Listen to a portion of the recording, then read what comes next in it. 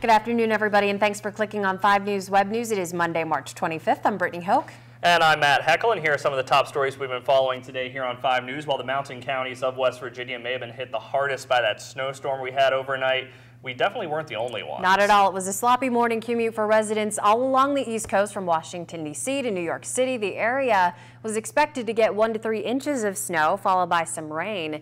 The same winter storm left 15 inches of snow in parts of Colorado and Kansas over the weekend, then dumped nearly a foot of snow over the country's midsection. Colorado was pummeled by snow on Saturday as winter continues to infringe on spring's arrival. Travelers on Interstate 25 north of Denver were stopped cold by a major crash.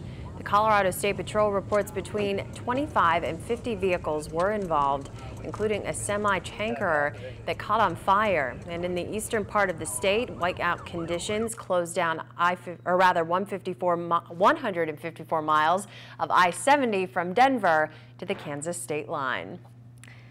And no snow in Florida, but a cluster of severe storms ripped through Orlando area yesterday afternoon, cutting a path of damage through the city. The Orlando International Airport reported 86-mile-per-hour wind gusts.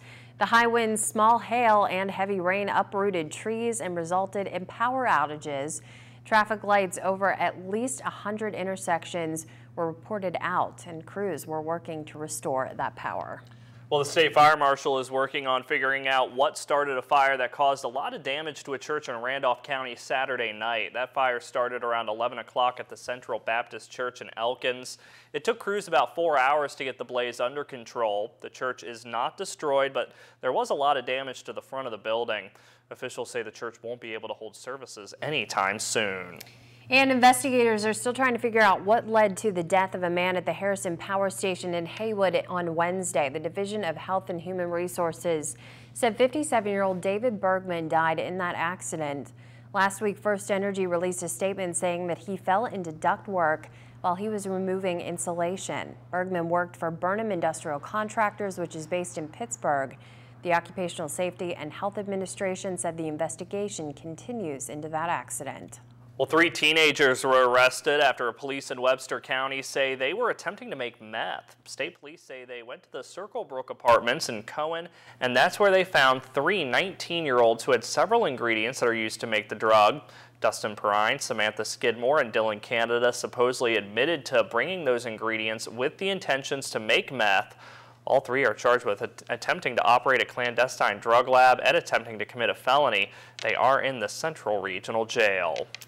And a grand jury will review the 3 sexual assault charges an Upshur County man is facing. The same man accused of taking a teen mom and her daughter earlier this month. 57-year-old Margel Tenney waived his second preliminary hearing in magistrate court on Friday.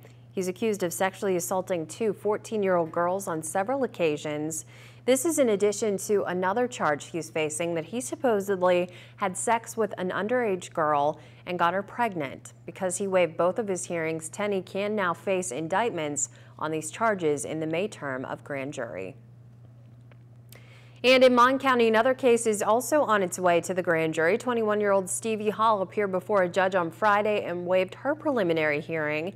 She's charged with hiding Quentin Bolden's body after he was apparently shot and killed in November of 2011. Police believe that Hall's boyfriend, Thomas Williams, killed Bolden inside an apartment on Batanti Street. Bolden's body was then later found in Sheet Lake. Another man, Kevin Jackson, has also been charged with hiding Bolden's body.